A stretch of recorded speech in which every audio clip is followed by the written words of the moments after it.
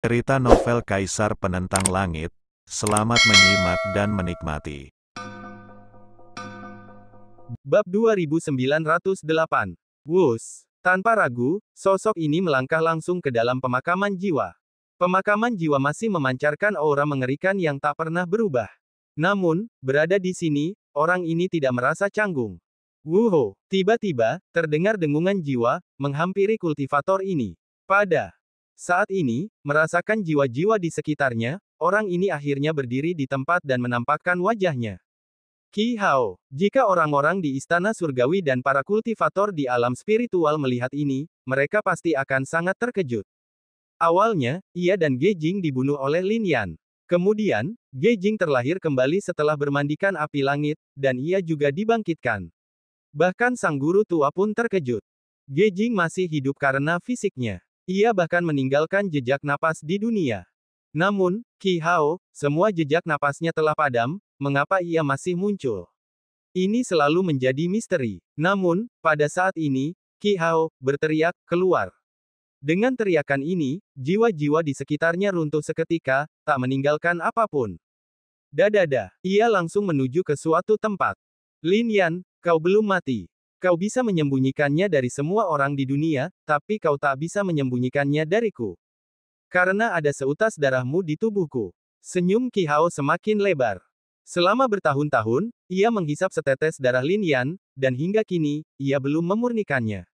Namun kini, darah ini masih memiliki vitalitas yang kuat. Ia belum mati. Dalam 10 tahun terakhir, ia telah berkelana ke seluruh dunia, bahkan jika ia harus mempertaruhkan setetes darah ini, ia harus membunuh Lin Yan. Namun sayangnya, ia tak pernah menemukan napas Lin Yan.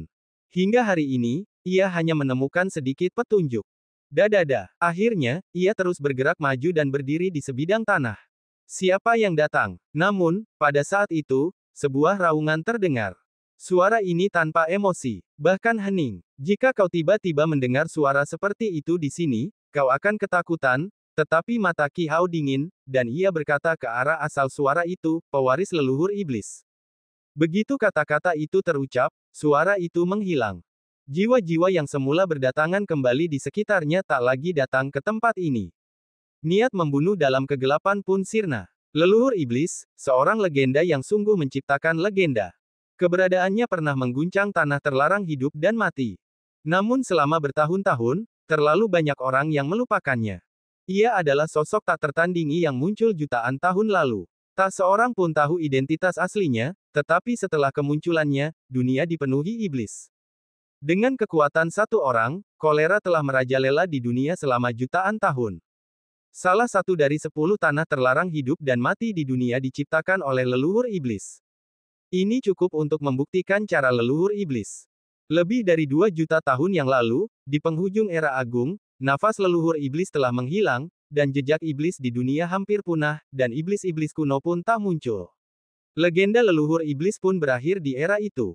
Namun kini, pewaris leluhur iblis telah muncul. Dunia ini pasti akan kacau balau.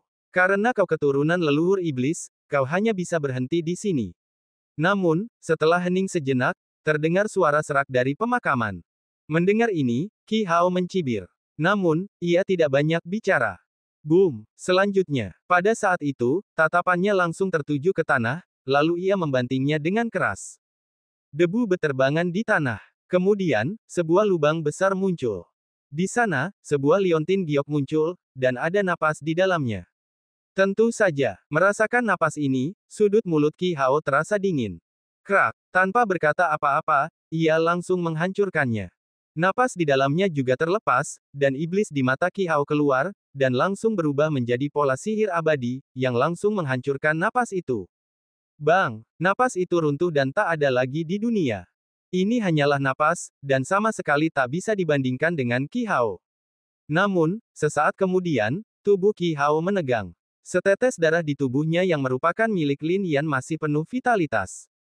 Bagaimana mungkin? Qi Hao terkejut. Identitas aslinya adalah batu ajaib. Pola ajaib tadi jelas merupakan harapan untuk membunuh Lin Yan. Kecuali, tidak hanya di sini. Batu ajaib itu terkonsentrasi. Lin Yan pasti telah memadatkan napas di tempat lain. Pemakaman Wuji. Mosi bergumam di bawah tatapannya. Di wilayah kekaisaran, hanya ada dua tempat terlarang bagi kehidupan dan kematian. Pemakaman Wuji dan Gunung Terkutuk. Jiwa terkubur ini hanyalah sebagian kecil dari wilayah kekaisaran. Sekarang ia telah menghancurkan napas Lin Yan di dalam jiwa terkubur, hanya menyisakan Gunung Terkutuk dan pemakaman Wuji. Dengan satu gerakan, ia meninggalkan tempat ini dan langsung pergi ke pemakaman Wuji. Sehari kemudian, di pemakaman Wuji, wajah Mosi juga sedikit pucat. Berada di sini, sebuah napas terasa melekat di sekelilingnya, membuatnya sulit mengendalikan diri. Bagaimanapun, ini adalah tempat terlarang bagi kehidupan dan kematian.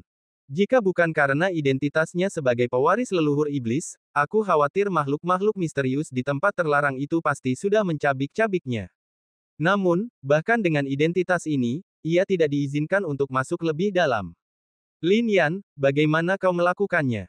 Saat ini, bahkan ia tidak bisa membayangkannya. Ia mengandalkan identitasnya sebagai pewaris leluhur iblis. Apa yang diandalkan Lin Yan untuk memasuki tempat terlarang kehidupan dan kematian?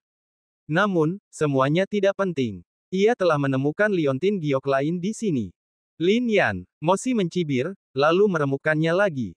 Jika esensi darah masih memiliki vitalitas, maka hanya gunung terkutuk yang tersisa.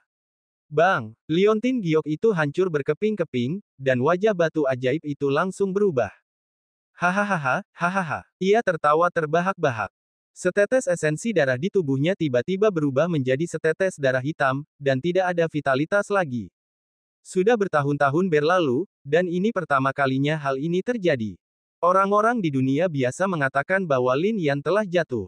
Namun, setiap kali Lin Yan muncul di akhir kali ini, Lin Yan tidak lagi memiliki harapan untuk bertahan hidup. Ia benar-benar mati. Esensi darahnya telah berubah menjadi hitam, dan vitalitasnya hilang.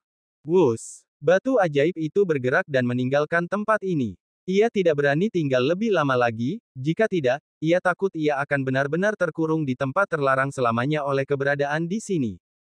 Ketika dia pergi, dia langsung berdiri di luar gunung terkutuk. Awalnya, dia ingin masuk. Namun saat itu, merasakan napas yang terpancar dari gunung terkutuk, dia menyerah. Esensi darah Lin Yan seperti ini, dia pasti sudah mati.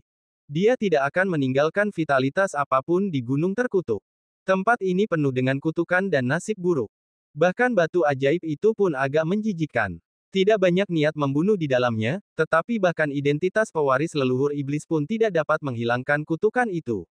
Begitu kutukan itu mengikutinya, setidaknya di era yang hebat ini, aku khawatir nasib buruk akan terus berlanjut. Lebih baik tidak memasuki tempat seperti itu. Karena itu, dia hanya berdiri di sana dan pergi sepenuhnya. Pada saat ini, di gunung terkutuk, cahaya redup bersinar dari sebuah liontin giok. Di sekitar cahaya ini, terdapat 3 formasi yang menutupi langit.